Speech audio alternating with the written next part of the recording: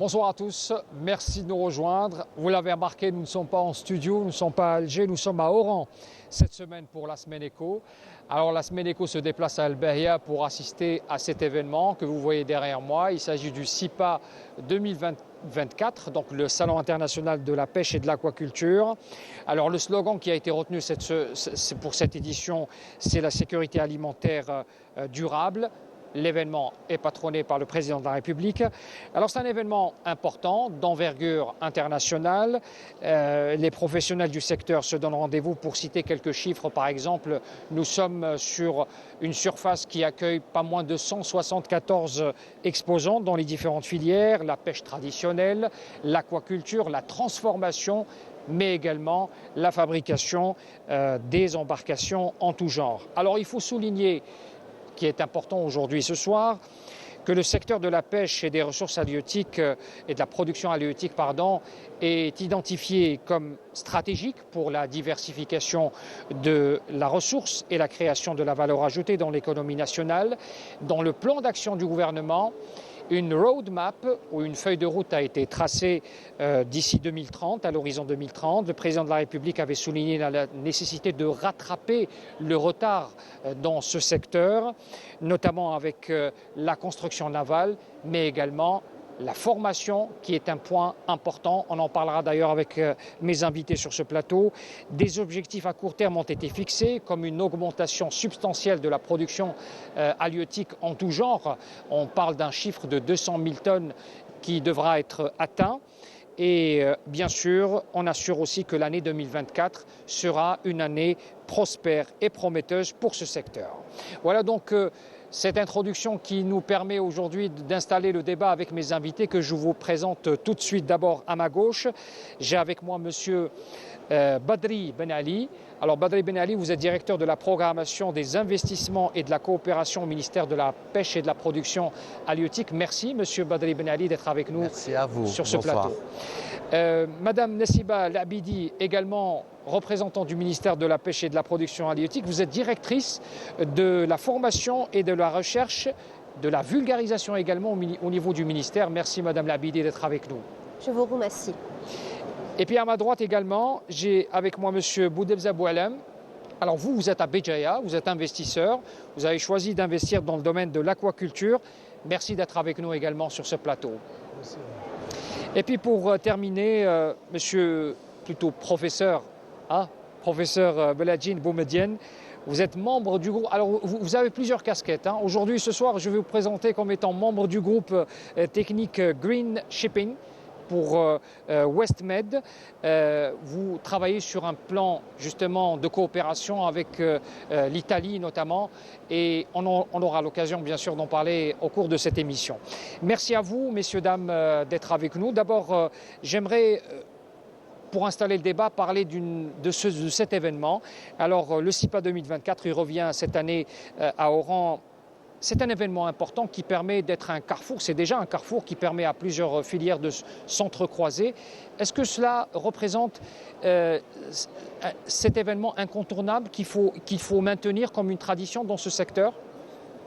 Tout à fait. Le Salon international, dans sa 9e édition cette année 2024, a démontré véritablement l'engouement, que ce soit des investisseurs, des partenaires nationaux ou étrangers, à s'inscrire dans cette stratégie de développement du secteur de la pêche et de l'aquaculture.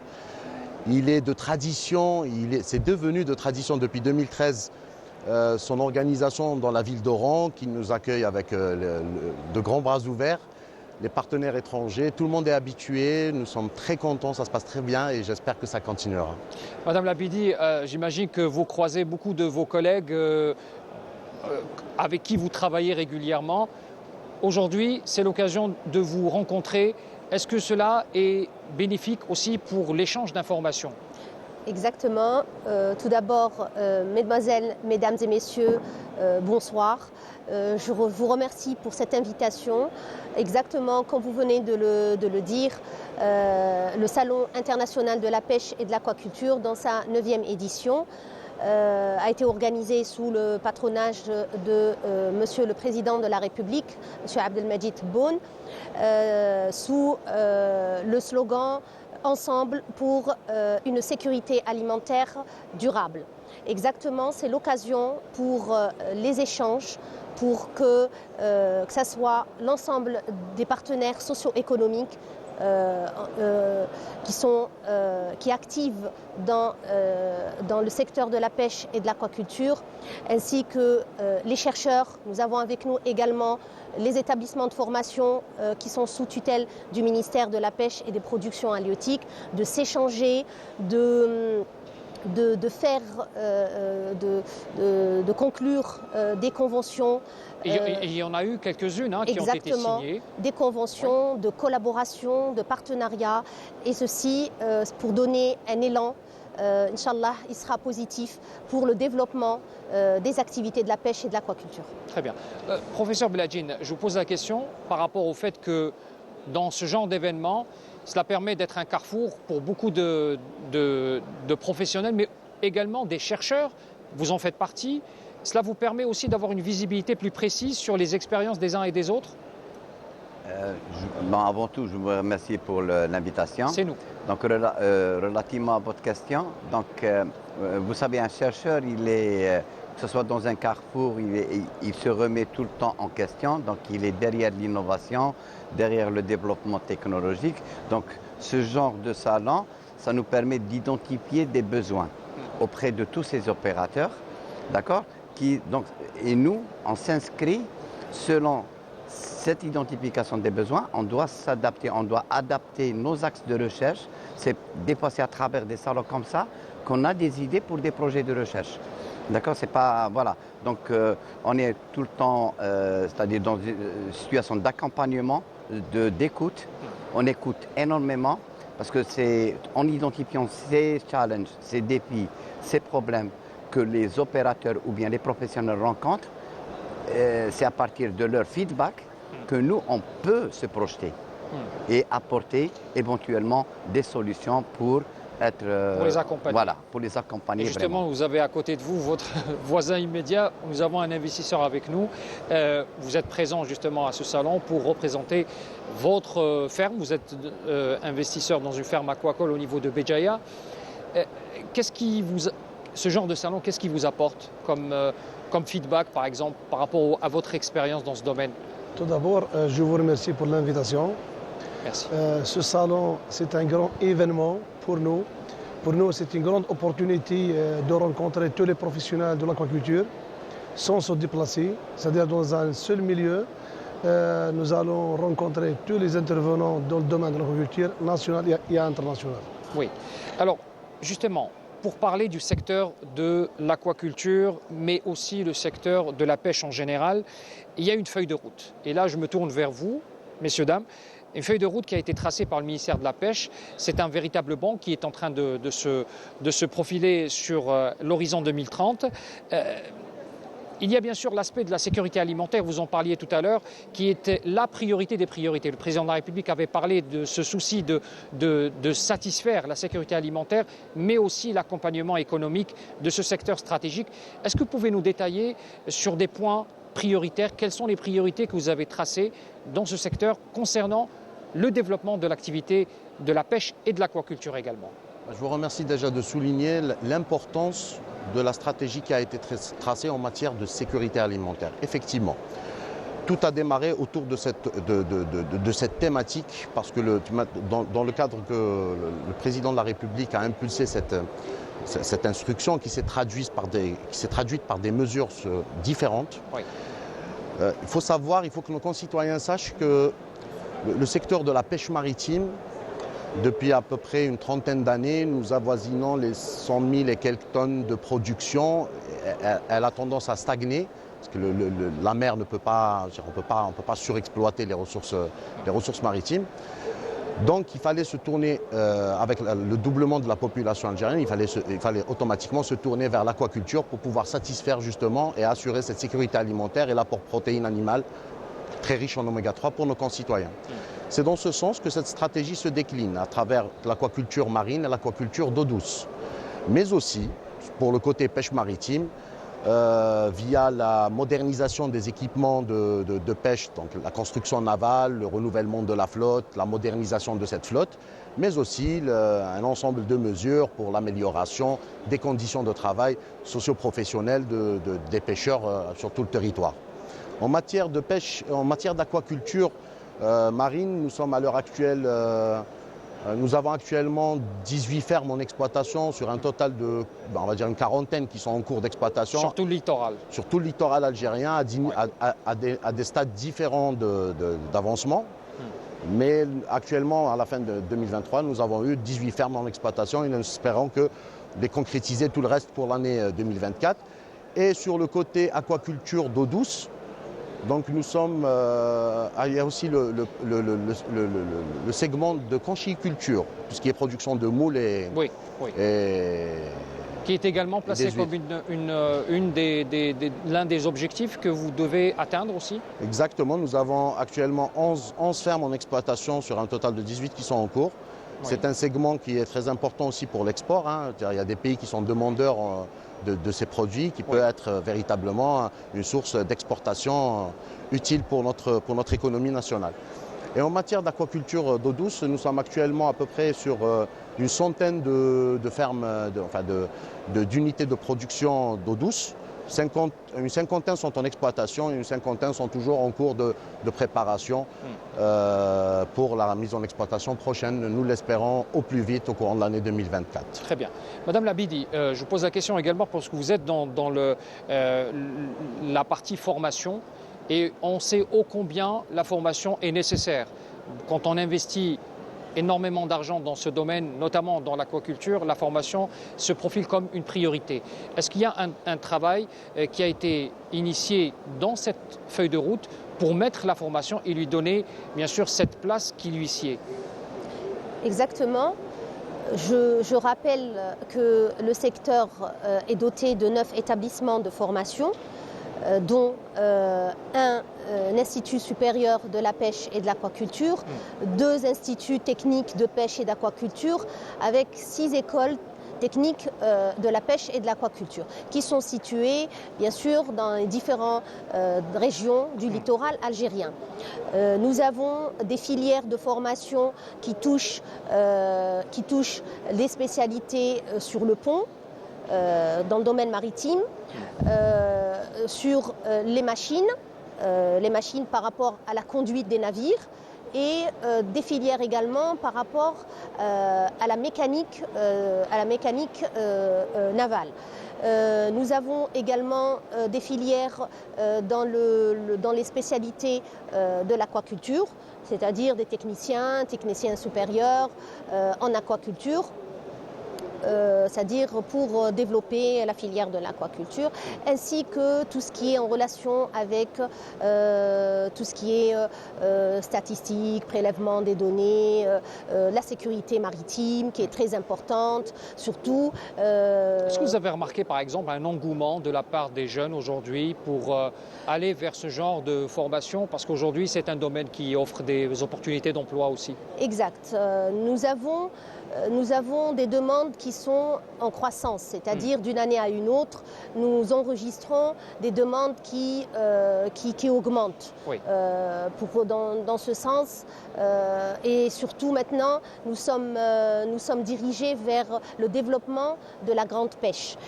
C'est-à-dire la grande pêche, le développement vous pouvez nous expliquer pour nos téléspectateurs? Bien sûr, le développement de la grande pêche, comme mon collègue vient de le souligner, les ressources biologiques marines sont des ressources qui ne sont pas, c'est-à-dire qui sont renouvelables, mais nous ne pouvons pas, ce sont des ressources biologiques, nous ne pouvons pas exploiter de manière non rationnelle. Donc elles sont tarissables et donc il faut les protéger aussi. Exactement, elles sont exposées à un danger par rapport à l'activité, c'est-à-dire si nous exerçons une pression qui est au-dessus de la norme,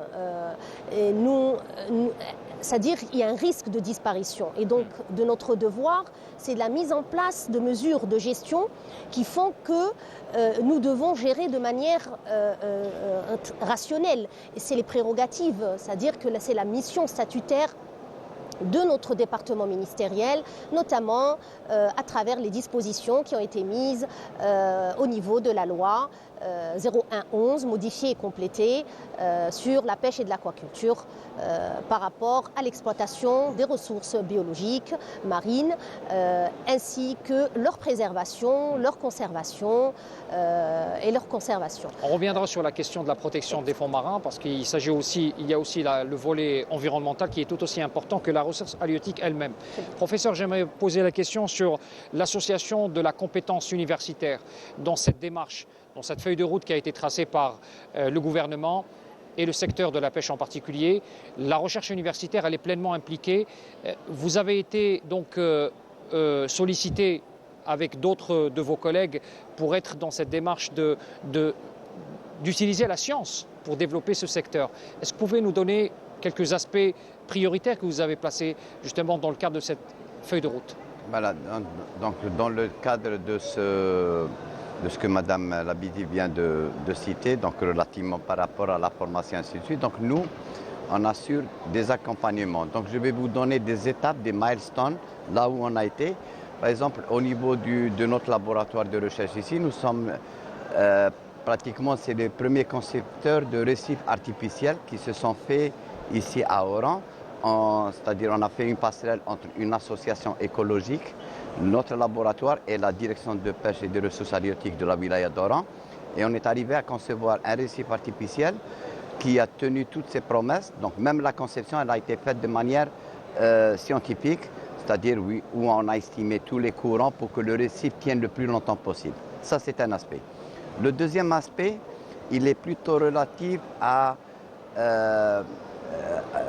dans le cadre du volet de formation, mais j'aimerais revenir sur un point, c'est vulgariser la connaissance scientifique, la rendre la plus simple possible par rapport à une certaine frange de professionnels, notamment dans le cadre des navires de pêche. C'est-à-dire, il ne faut pas être dans notre communication doit être la plus simple possible pour faire passer le message, pour apporter cette connaissance, notamment par exemple quand on leur demande c'est-à-dire des mesures d'efficacité énergétique qui vont leur permettre de faire des économies sur le combustible qui représentent pratiquement 40 à 60% de leurs frais d'exploitation. Et c'était l'objet de notre atelier qu'on est en train de... Donc on est en train de focaliser sur ces petites embarcations et par ricochet, c'est tout à fait normal. On est en train de parler de navigation, c'est-à-dire de pêche hauturière, c'est-à-dire c'est-à-dire notamment hors de la Méditerranée, là où il y a beaucoup de tensions au niveau de la Méditerranée, parce que c'est une mer fermée, il y a beaucoup de trafic maritime, il y a une densité, c'est une mer qui est partagée, et c'est pour ça nous, en tant que laboratoire de recherche, on est en train de faire des échanges de bonnes pratiques pour les ramener vers nos professionnels dans le cadre du bassin régional, c'est-à-dire dans le bassin méditerranéen. Donc, nous, on a des choses à communiquer à la rive sud de l'Europe, alors que, par contre, on reçoit des... Donc, c'est un échange de bons procédés. Donc, en fait, si je résume bien ce que vous dites, il y a une démarche d'efficience. Vous essayez d'installer cette démarche d'efficience pour pallier le côté économique et le côté environnemental également. Exactement, c'est ça. Parce que maintenant, la zone Méditerranée, c'est une zone, ce qu'on appelle Emission Control Area. C'est une zone où on contrôle toutes les émissions. Donc, ça veut dire que maintenant, on s'inscrit dans une perspective de durabilité en apportant des solutions technologiques pour permettre d'atteindre des niveaux d'efficacité énergétique et notamment pour un marin pêcheur, c'est-à-dire pour les petites embarcations, pour lui, l'efficacité énergétique, c'est quand il consomme moins de carburant. C'est ça. Donc c'est ça. Ça, c'est pour être très, très simplifié avec. Mais quand on parle pour les navires tonniers, ici, on passe à autre chose. Ça, c'est un autre niveau de technologie où on va rehausser à peu près les solutions technologiques qui deviennent plus complexes et on s'inscrit aussi dans cette optique. Très bien. Monsieur Boualem Boudebza, alors vous avez bénéficié de cet accompagnement au niveau de la direction de la pêche, au niveau de Bjaya. Vous avez investi depuis quelle année vous êtes Depuis 2018. 2018. Est-ce que vous avez cet accompagnement régulier en ce moment, surtout avec ce retour et cet intérêt qu'on porte justement à votre activité qui est aujourd'hui considérée comme stratégique. Elle permettra de réaliser l'équilibre en matière de production de pêche justement. Est-ce que vous avez bénéficié de cet accompagnement au cours de votre activité? Merci. Donc notre société, comme vous le savez, c'est une société d'élevage de poissons, la dorade royale et le lait de mer. On a démarré depuis 2018 à ce jour. C'est vrai, au début, c'était difficile de commencer parce que c'est une activité nouvelle par rapport à nous. Mais grâce à l'accompagnement de tous les intervenants, notamment la direction de la pêche, les experts de la pêche et de l'aquaculture, les professionnels nationaux, on a pu acquérir une expérience approfondie dans le domaine de l'élevage. Actuellement, nous maîtrisons parfaitement tous les processus de l'élevage de A à Z. C'est vrai, nous continuons toujours à recevoir des accompagnements par tous les services concernés, notamment le ministère, la direction de la pêche. Et vous m'aviez dit tout à l'heure, avant l'émission, vous m'avez parlé de cette mesure de décentralisation. Est-ce que ça vous a aidé? C'est-à-dire aujourd'hui, la prise de décision pour une extension de votre exploitation, parfois cela faciliterait les choses que les décisions se prennent au niveau local. C'est vrai, au début, la plupart des décisions sont centralisées. Nous avons constaté au fur et à mesure, ils décentralisent les décisions, la délivrance de certaines décisions, notamment la dérogation sanitaire, c'est à distance. L'attestation d'éligibilité, c'est au niveau de Bijaya. Par exemple, l'attestation d'exonération des droits de douane et de taux réduit de la TVA, elle est délivrée localement. Donc pratiquement maintenant, c'est facile à exercer cette profession grâce à la décentralisation de la plupart des décisions. Des décisions. J'aimerais revenir vers monsieur, professeur, je vous donnerai la parole tout de suite après, sur l'aspect des échanges entre la rive sud, donc on parle du continent européen avec tout le bassin méditerranéen du côté européen, il y a cet échange avec l'Italie. Et j'aimerais qu'on en parle aussi parce que un groupe de travail a été installé, un groupe technique pour être précis, de travail a été installé entre côté algérien et côté italien, avec tout cet intérêt qui est porté par l'Italie, notamment pour l'activité de la pêche. Où est-ce qu'on en est aujourd'hui dans cette coopération, professeur?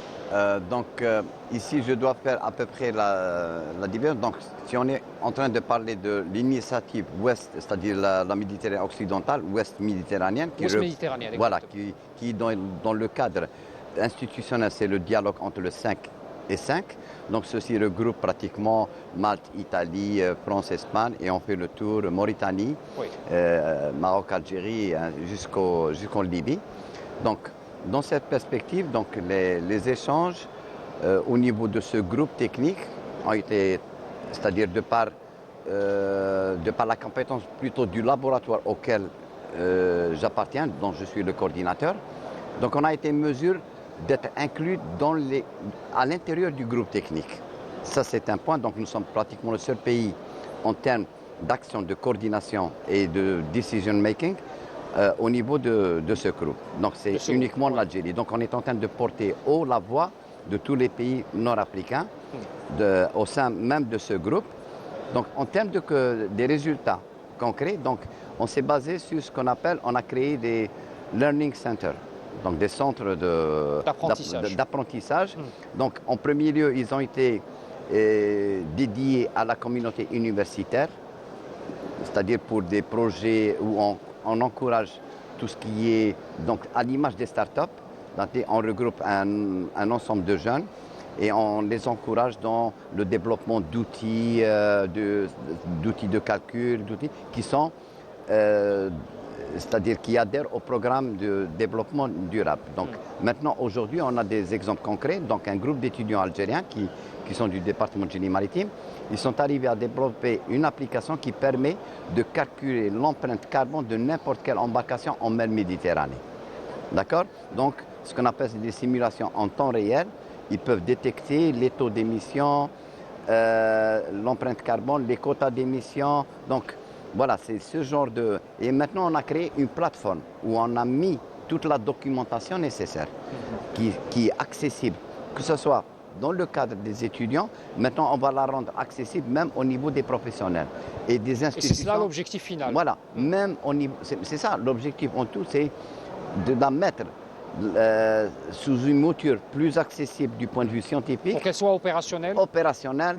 Et c'est des solutions, c'est ce qu'on appelle, donc on n'est plus dans le, c'est-à-dire c'est une passerelle vers le monde professionnel, on n'est plus dans des situations de rhétorique ou de théorie. C'est des situations où vous avez un problème, je relève le défi, je vous apporte la solution concrète qui respecte des normes et qui respecte une certaine réglementation. On avait besoin de ce modèle pour continuer à fonctionner de manière correcte et efficiente. Voilà.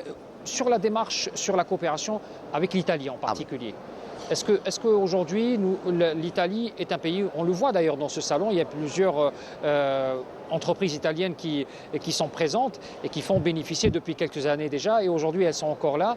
Est-ce qu'avec l'Italie, ce travail de coopération continue et pourra donner encore plus de résultats? Justement, dans le cadre de ce projet dont on est en train, donc il y a le cadre de coopération régionale, mais il y a une certaine dynamique vis-à-vis de l'Italie. Parce que maintenant, pratiquement, l'Italie devient, si je me trompe pas, c'est le premier partenaire économique, c'est le premier vis-à-vis au niveau de l'Europe côté algérien. Parce qu'il ne faut pas oublier, en termes économiques, on dit, par définition, une économie, c'est la transformation de l'énergie. Donc tout est relatif à l'énergie. Donc l'Algérie, elle a quand même une certaine position au niveau du bassin méditerranéen avec son potentiel énergétique, donc qu'elle peut faire valoir pour capter beaucoup d'investisseurs, pour capter des capitaux, pour développer beaucoup d'initiatives au niveau de la côte algérienne. Et si je viens sur une situation très concrète, on a des ports qui sont venus avec nous, le port de Livorno.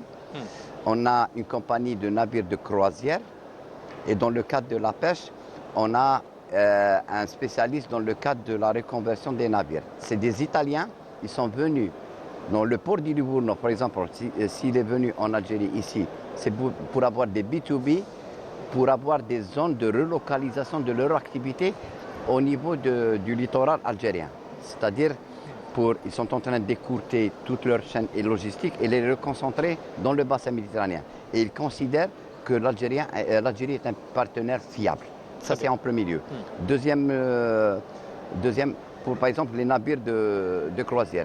Il y a une compagnie de Haka qui veut considérer la destination Algérie pour peu qu'ils aient des facilités en termes d'infrastructures, d'accueil, ainsi de suite.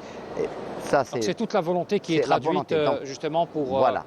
Et pour le rétrofit, donc on a c'est-à-dire c'est des organismes très importants qui sont prêts à accompagner en Algérie des chantiers de construction, des chantiers de réparation dans leur politique de reconversion ou de mise à niveau des navires.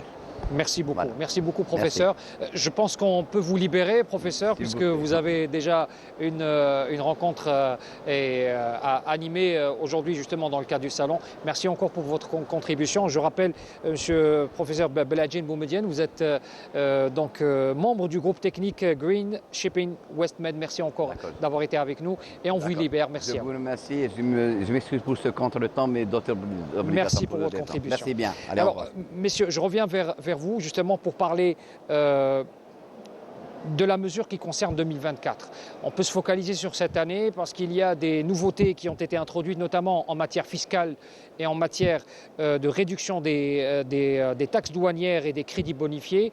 Beaucoup de décisions ont été prises. Peut-être il y a un manque de vulgarisation dans ce sens, mais cela a été décidé pour encourager les investisseurs. Est-ce qu'on peut faire un round-up sur ce qui a été décidé, notamment dans le cadre de la loi de finances 2024 ? Effectivement, dans le cadre de la loi de finances 2024, une vulgarisation, elle est en cours. Je veux dire, la loi de finances vient à peine d'entrer en vigueur. Et c'est justement votre plateau et encore une occasion supplémentaire de la vulgariser. Exactement. Mais ce qu'il y a lieu de savoir, c'est qu'effectivement, plusieurs mesures ont été mises en place dans le cadre pour motiver l'investissement en matière d'aquaculture, que ce soit d'eau douce ou marine. Oui. Donc d'année en année, il y a eu des couches, un éventail de mesures qui a été mis en place. Ça peut aller de l'exonération en matière de timbre, d'enregistrement, jusqu'à la bonification des crédits d'exploitation, en passant par un ensemble de mesures. Mais ce qui est, c'est qu'actuellement, et pour cette année 2024, il y a eu de nouvelles mesures qui ont été. Il y a eu une nouvelle initiative qui va, selon notre sens et selon notre croyance sincère, faire booster la production, surtout en aquaculture d'eau douce. C'est la mesure des 50 dinars pour chaque producteur de tilapia. Donc pour chaque kilo produit, il bénéficiera d'une prime de 50 dinars au kilo produit. Donc ça a été validé et publié dans la loi de finances 2024. Celle-ci viendra s'ajouter à une exonération de la TVA cette année pour les producteurs de tilapia. Alors, si vous permettez, je rappelle, donc on était de l'ordre de 19%, elle est réduite à 9%. Vous avez également les taxes douanières revues à la baisse, elles étaient de 30%, elles baissent de pratiquement 25%, nous arrivons à un taux de 5%. C'est des mesures exceptionnelles. Exactement. Et tout ça, c'est dans l'objectif de booster l'investissement. Exactement, de booster l'investissement en matière d'aquaculture, qu'elle soit d'eau douce ou marine. Oui. Effectivement, je vous ai dit, toutes ces mesures, parce qu'il y en a à peu près une soixantaine, toutes mesures confondues, oui. Ouais, toutes mesures confondues qui vont, je vous ai dit, de la plus simple à la plus importante. Mais c'est vrai que pour cette année 2024, nous avons enregistré au niveau de la loi de finances 2024 la première mesure qui est des 50 dinars pour chaque kilo de tilapia produit pour booster justement l'aquaculture d'eau douce, oui. Notamment par l'intégration du tilapia dans les bassins d'agriculture.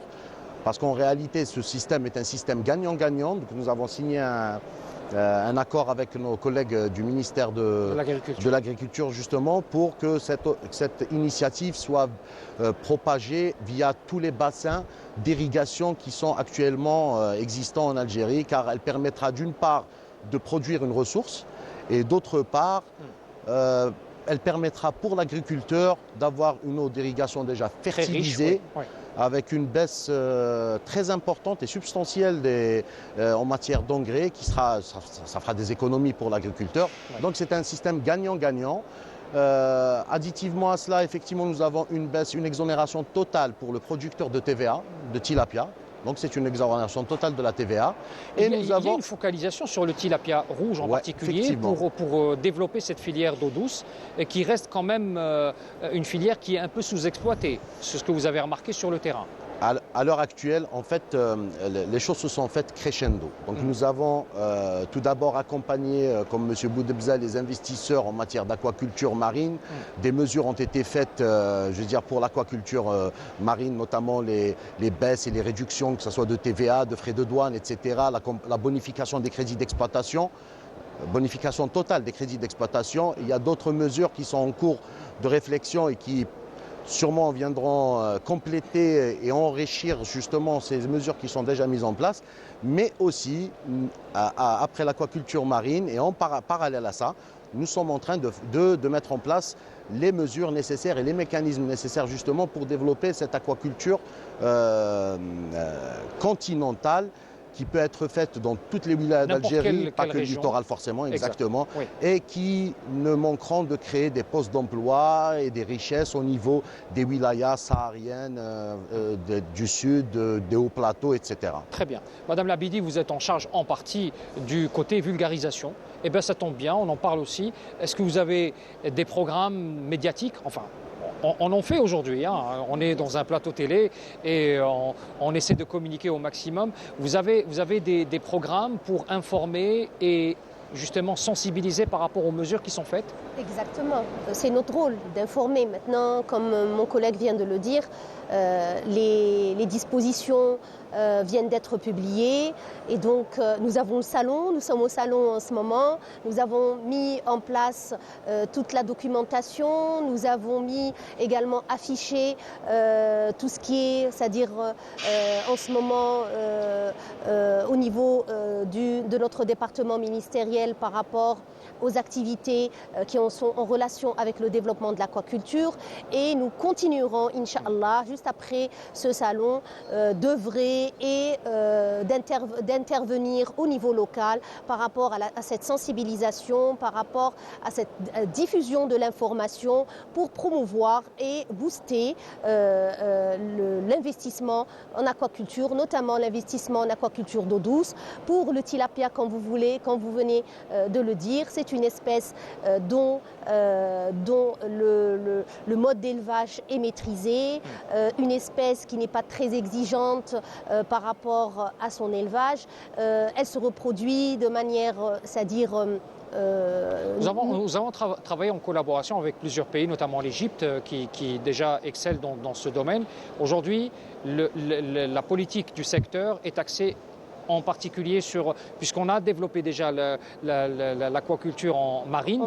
Aujourd'hui, l'aquaculture d'eau douce est en train de prendre son élan naturel et c'est un programme qui est initié. Exactement, c'est un programme qui est initié. La chair du tilapia est très appréciée. Nous avons fait le nécessaire également au niveau du salon par rapport, c'est-à-dire à la présentation du produit sous différentes formes, des petits moments de dégustation, c'est-à-dire durant les 4 jours, afin de faire connaître ce produit aux citoyens et essayer de casser cet obstacle par rapport à l'appréciation des produits de l'aquaculture d'eau douce. Il faut le dire que c'est culturel chez nous. Nous préférons les produits de la mer par rapport aux produits d'élevage, notamment dans le milieu continental, mais c'est notre rôle. Vous travaillez aussi sur le changement d'habitudes alimentaires. Exactement, c'est notre rôle d'essayer de faire valoriser ce produit et de le faire connaître, notamment à travers les cantines, à travers les cités universitaires, à travers on vient de le montrer, il y a des sociétés, des entreprises qui l'ont valorisé sous vide à travers des filets. C'est très apprécié, croyez-moi. Le tilapia est très apprécié et très vendu et très produit dans les pays étrangers et nous faisons le maximum pour pouvoir soutenir et accompagner nos investisseurs, nos opérateurs économiques dans un objectif de contribuer. Je dis bien contribuer avec les secteurs concernés, nos collègues des secteurs concernés, pour assurer la sécurité alimentaire du citoyen algérien. Ça tombe bien, nous avons un investisseur en face de nous. Je reviens vers vous, Monsieur Boualem Boudebza. Alors, on parle pour votre investissement, il s'agit d'une exploitation marine et non pas d'eau douce. Vous avez des ambitions de vous agrandir dans votre investissement? Vous avez déjà commencé en 2018 avec des cages flottantes. Vous en êtes à combien des cages flottantes aujourd'hui? On a commencé depuis 2018. On a commencé par 8 cages flottantes. Oui. C'est des cages de 25 mètres de diamètre pour une capacité de 1 million alevins. 1 million de alevins, exactement. Voilà, donc la capacité de production de notre ferme est de 600 tonnes par cycle. Et vous ambitionnez d'aller vers l'agrandissement de votre exploitation? Oui, on a acquis une expérience approfondie dans l'élevage, c'est-à-dire nous maîtrisons tout le processus de l'élevage. Nous avons opté de procéder à l'élargissement de notre ferme en faisant de l'extension. On a opté de doubler la capacité de notre production durant l'année prochaine. En termes d'emploi, vous employez combien de personnes? Quel est on va dire, en termes d'emploi direct et indirect, vous en êtes à combien? On a une vingtaine d'employés permanents et une dizaine d'employés saisonniers. Donc avec l'extension, vous envisagez peut-être d'augmenter votre offre d'emploi? Bien sûr, si nous allons faire de l'extension, il va y avoir une augmentation de la capacité de production et aussi nous allons créer d'autres postes d'emploi. Est-ce que vous êtes informé régulièrement à travers les campagnes qui sont organisées, notamment avec cette loi de finances qui vous concerne directement, avec des exonérations en matière d'investissement?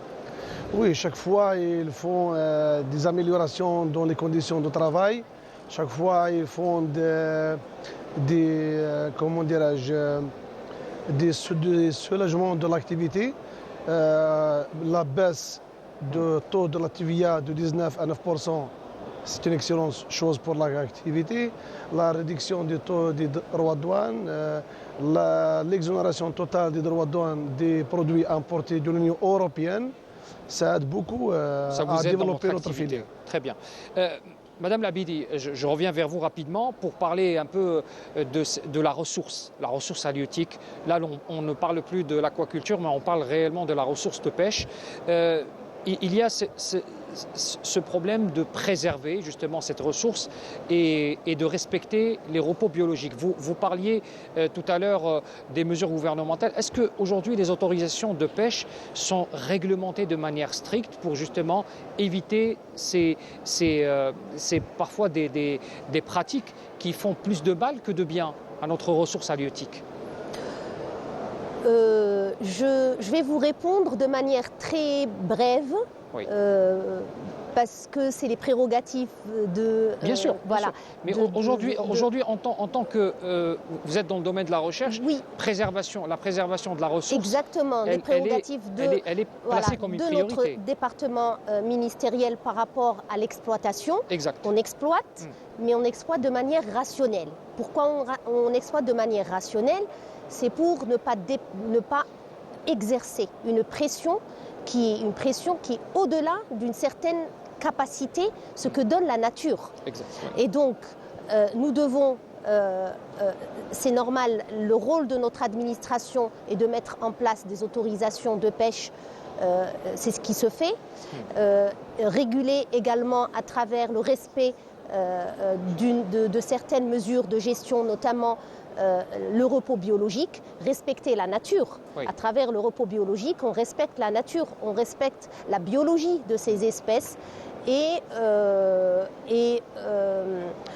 par rapport à cette régulation, nous devons également sensibiliser le pêcheur, puisque c'est le premier concerné. Nous avons une population qui est importante de pêcheurs et donc notre responsabilité également est d'accompagner, d'informer et de trouver des solutions pour les pêcheurs, la prise en charge de ces pêcheurs pour que cette catégorie reste pérenne, cette catégorie de pêche reste... C'est-à-dire les orienter et les professionnaliser. Hein. Exactement, les professionnaliser, les accompagner en matière de formation également. Nous sommes sur un chantier qui est très important et lourd avec nos collègues du ministère chargé des Transports pour pouvoir lancer l'activité de la grande pêche et essayer de réduire la pression au niveau des zones côtières et essayer de booster l'activité vers le large et donc accompagner ces professionnels à travers des diplômes qui sont qualifiés, des diplômes qui leur permettent d'exercer au-delà des zones des eaux sous juridiction nationale. Justement, vous tendez une perche extraordinaire pour vous poser la question à M. Badali Ben Ali. Il y a la construction des bateaux. C'est un élément qui est important. L'Algérie s'est investie pleinement dans ce secteur. La construction de bateaux avec bien sûr une envergure plus importante que ce qui se faisait auparavant pour la promotion de ce qu'on appelle la pêche en haute mer. C'est ce dont on parle également en ce moment comme une des priorités qui a été d'ailleurs à maintes fois soulevée par le président de la République concernant le développement de la pêche. Alors les chiffres qui ont été annoncés par le ministre de la Pêche et de la Production halieutique, on parle de 3 grands navires de 35 mètres qui ont été donc réalisés par des compétences locales. Un navire a été livré en 2023, 12 autres sont en cours de construction, dont un de 42 mètres. Pour la première fois en Algérie, c'est une nouveauté. La pêche en haute mer, qu'est-ce qu'on en fait aujourd'hui? Est-ce qu'on y va? C'est bon? Nous avons les moyens pour y aller? C'est une question qui est très pertinente, mais permettez-moi juste d'abord de rebondir sur ce qu'a dit ma collègue en matière d'exploitation de ressources, parce que l'une est collée à l'autre. Oui. Effectivement, comme vous avez souligné le problème de la sauvegarde de la ressource sur la zone côtière, effectivement, notre département ministériel est très regardant en matière d'autorisation de pêche sur cette zone. Nous suivons avec minutie et une attention très particulière étant donné que c'est décentralisé, donc c'est au niveau local que ça se passe, nous suivons avec minutie et vraiment d'une façon très régulière tout ce qui se passe dans cette zone côtière justement pour pouvoir s'inscrivant justement dans cet esprit de sauvegarde. Cette ressource biologique qui se trouve actuellement dans les zones, la stratégie du secteur étant donné que l'exploitation de cette zone est arrivée à saturation justement, la stratégie du secteur s'inscrit à aller la chercher ailleurs. Donc autrement dit, aller la chercher dans les eaux internationales ou dans d'autres pays avec lesquels nous avons des conventions. Il y a déjà des conventions, notamment avec la Mauritanie. Qui ont été signées, etc. Et je vais revenir aussi sur l'aspect coopération italienne, en ma qualité de directeur aussi de coopération. Donc je tiens à souligner qu'il y a plusieurs nationalités qui sont présentes dans ce salon. Ce sont des pays amis, frères, notamment je citerai la Mauritanie qui est un pays frère, l'Arabie Saoudite, les Italiens qui sont depuis très longtemps nos partenaires. Le Venezuela aussi. Le Venezuela aussi, le Sultanat de Oman. Il y a plusieurs nationalités, il y a plusieurs pays avec lesquels nous coopérons, que ce soit en recherche scientifique ou en échange d'expériences ou en équipement, etc. Et c'est vrai que l'Italie reste quand même un partenaire historique de notre secteur. Exact. La proximité, l'histoire veut que nous avons beaucoup de relations économiques avec ce pays ami. Oui. En matière de pêche hauturière, la loi de finances 2024 aussi, nous avons une mesure qui a été publiée, instaurée justement dans cette optique. C'est l'autorisation d'importation des navires de moins de 5 ans. Mais je parle des navires destinés à la haute mer, ça veut dire que ce sont des navires bateaux-usines, ils vont être d'une grandeur très importante. Celle-ci pour compléter justement la construction nationale. Parce qu'en matière de construction nationale, nous faisons les navires jusqu'à 42 mètres de long en fibre de verre. Nous n'avons pas encore de production en matière de navires de pêche de grande longueur en acier. Ce qui va permettre justement de faire d'avoir justement une couverture totale de tous les besoins, que ce soit en pêche destinée à l'international ou en pêche locale ou régionale, je dirais. Les chantiers, effectivement, la construction navale est très importante. Elle s'inscrit vraiment notre secteur, l'a mise au cœur de son développement, du développement du secteur. Donc nous avons, avec nos partenaires du ministère des Transports, mais aussi l'ensemble des secteurs intéressés et sur je veux dire, l'impulsion de Monsieur le Président de la République et de l'ensemble du gouvernement, nous avons octroyé au niveau des ports de pêche déjà une quinzaine de concessions pour la construction navale. Il y a de mémoire 8 chantiers qui sont actuellement en cours d'exploitation justement et ils ont déjà produit des navires de 30 mètres et bientôt, Inch'Allah, le 42 mètres. Nos téléspectateurs doivent savoir que 42 mètres, ça correspond à un bâtiment en gros d'une quinzaine d'étages. Donc pour voir à peu près l'ampleur de... On visualise un peu Visualiser justement la grandeur des actions qui sont faites, réalisées par des compétences algériennes. Et c'est toujours l'entreprise Ecoreb qui, bien sûr, qui est associée justement pour la construction navale avec son développement. C'est une compétence nationale qui est mise au service Ecoreb est l'entreprise publique en charge justement de la construction navale, mais pas que, je veux dire, l'ensemble justement... Mais nous avons croisé justement plusieurs opérateurs privés qui activent aussi dans ce domaine. L'essentiel de l'activité en matière de construction de navires de pêche est réalisé par nos partenaires privés, compétences algériennes, dont nous sommes très fiers et nous espérons que ce secteur se développera même vers peut-être une exportation des produits vers justement... Il y a justement cette visibilité sur l'exportation une fois satisfait, bien sûr, à l'heure actuelle, la priorité est à notre pays. Nous satisfaisons actuellement ce qui se fait, le besoin local.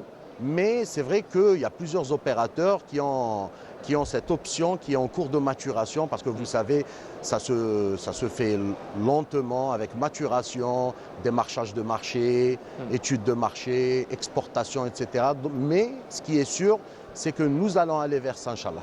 Très bien.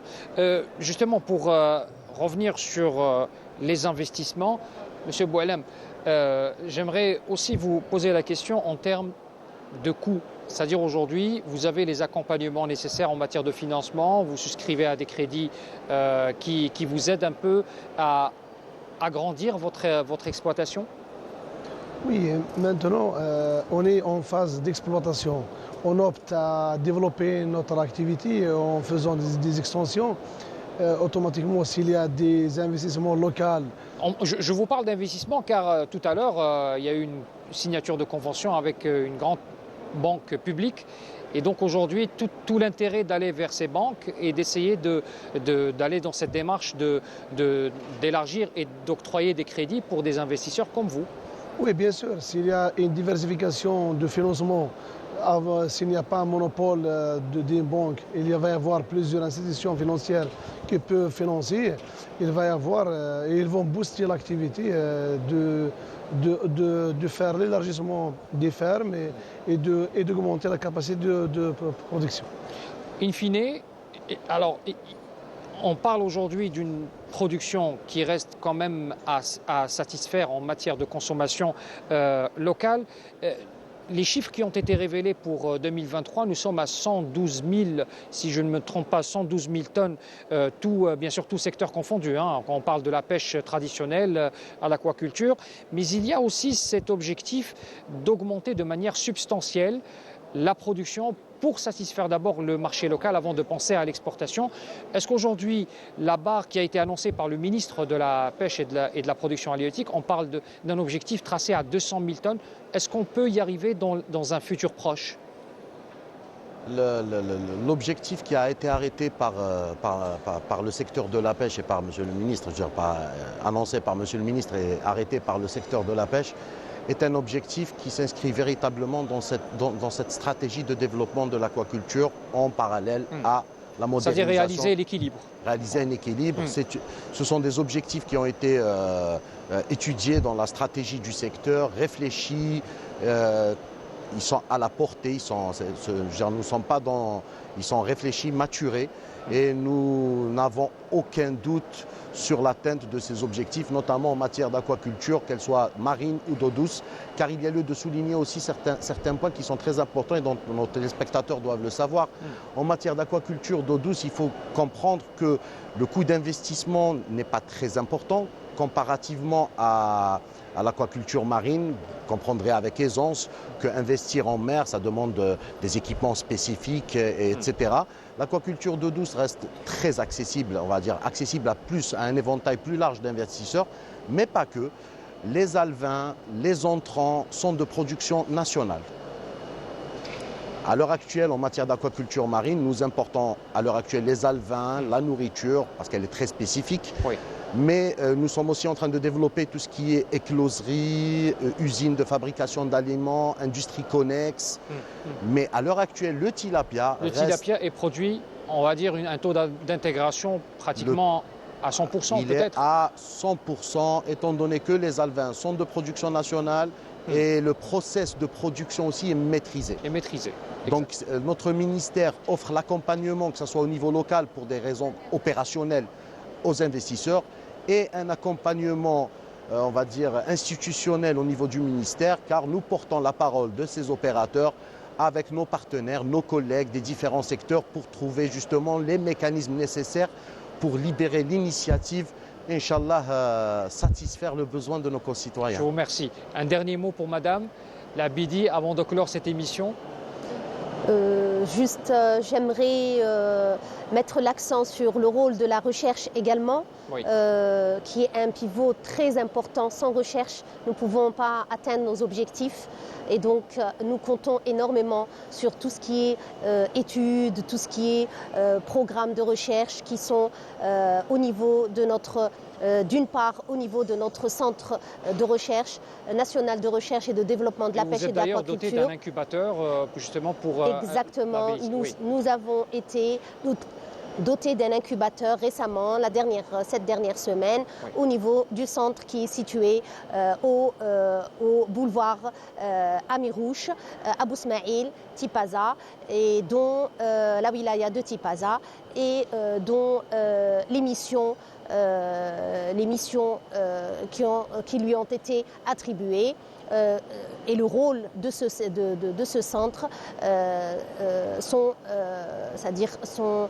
au niveau de, c'est-à-dire se résument par rapport à tout ce qui est la recherche, par rapport au développement de la pêche, par rapport au développement de l'aquaculture, par rapport à tout ce qui est évaluation des ressources biologiques, ainsi que tout ce qui est transformation, la valorisation des produits de la pêche et de l'aquaculture et des écosystèmes marins. Merci beaucoup. Alors je rappelle aussi qu'il y a pratiquement 70 startups qui sont accompagnées également par le ministère de la Pêche et de la production halieutique. Merci encore une fois de nous avoir donné tous ces détails. Je rappelle mes invités, Monsieur Badri Ben Ali, directeur de la programmation des investissements et de la coopération au ministère de la Pêche et de la production halieutique. Merci Monsieur Badri Ben Ali d'avoir.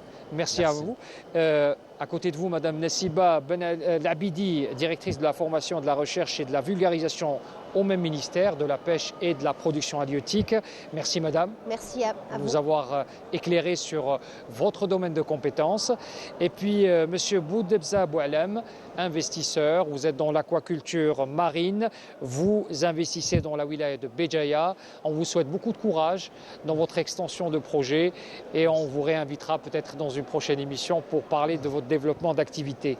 Merci également à toute l'équipe de la station d'Oran, à leur tête Mehdi Daifallah, notre réalisateur, toute l'équipe technique, ceux qui sont derrière les caméras, ceux qui sont dans le quart vidéo de la station d'Oran, nos techniciens, on les remercie tous pour tout l'effort qui a été déployé pour que cette émission puisse avoir lieu et qu'elle soit réalisée dans les meilleures conditions.